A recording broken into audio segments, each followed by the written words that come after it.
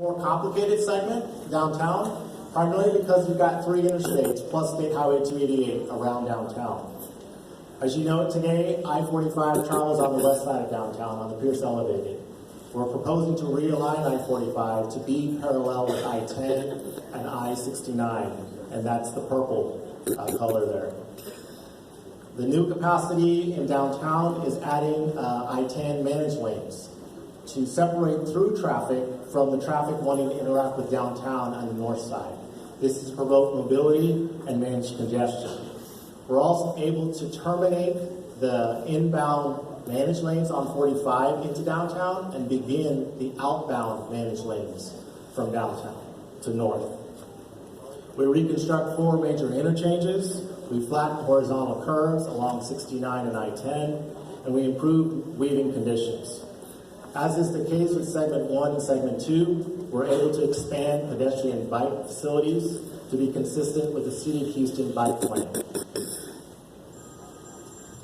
And certainly with our engagement through the years and the comments received from the public hearing in 2017, I want to discuss the key concerns we've heard and that we are working to address. Safety is certainly critical to everything we do. The proposed project I offer to you reduces crash rates over 30% compared to the no-build alternative in the 2040 condition. We improve sight distances, and we incorporate high-comfort design elements for pedestrian and bike elements.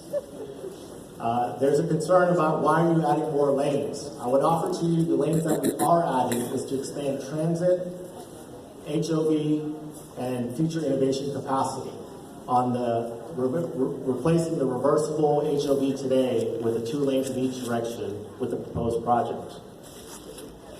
We also add significant bike and pedestrian improvements to the project. Flooding. This is a valid concern because we are in Houston, and we are proposing to lower 9 and I-45 behind the convention center, as well as 69 through Midtown, from Montrose to 288. That is a very valid concern.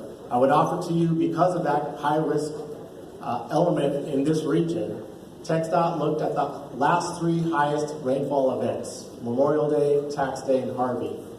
And we are positioned to foolproof our system for those 3 high systems. It's based on sound engineering, and without these improvements made by this project, the flood risk to the current highway and cross streets would not be achieved.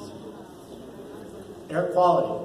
Our analysis that we have to follow per federal guidelines, we show a net negative benefit to the regional air quality to the region. CO2 concentrations through 2040 are not expected to exceed national standards for any time on any segment. And this is partly due to increased mobility and reduced congestion. And finally, congestion. We're seeking to implement the NHHIP to ease congestion by improving mobility and operational efficiencies. We're able to apply current design standards for system safety and an emphasis on evacuation improvements. And with that, I'm going to turn it over to Jennifer.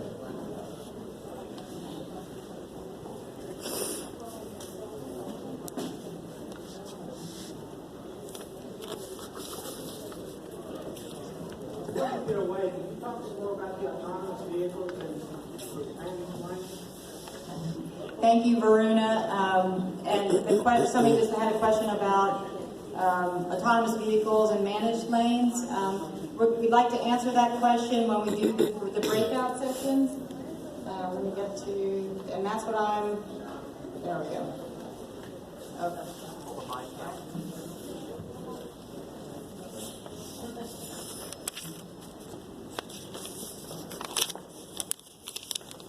It was supposed to go so smoothly. We'll get the map up in just a second, but the purpose of, so what we're going to do now is let you all walk around and go where you want to go. As I mentioned, we have, the city's got 4 tables set up and staff at each table. So this is the map. There are 4 tables. Segment 1A, you'll find staff will be holding up a blue card. We've got color-coded cards for each segment. So pink is segment 1 south. Green is for segment 2, and yellow is for segment 1. And what we want, what we want you to do with those tables is give us the specifics about your concerns. What are your issues? We have magic markers you can write on the maps. We have sticky notes if you have something you want to write down. We have comment cards. We will be collecting all this information, typing it up and organizing it and posting it on our website. We're going to be doing that with what we heard last week too, and we will continue to do that through our process. It's houstonplanning.com. The website is listed at the bottom of the handouts you receive. We also have an email address that's on the handouts you can pick up at the table.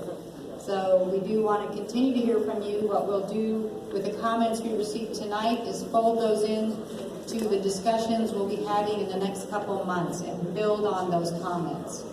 So it's important that we get some specifics. If you have detailed questions or just want to find out what's happening near you, you would go to the schematics on the easels around the walls. Our maps basically just show the right-of-way. It's an aerial photos. You can see your house or your building or the road and where the right-of-way is and where the right-of-way is planned to be, but we don't have the ramps and all that stuff there. So